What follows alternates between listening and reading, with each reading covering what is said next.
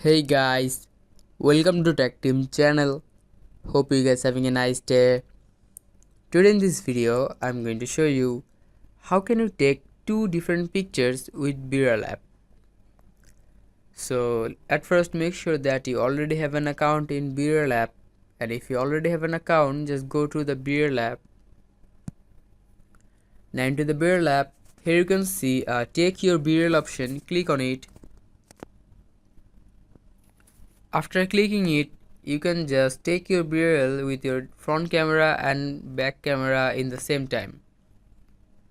Now just click on the camera to take your Bereall.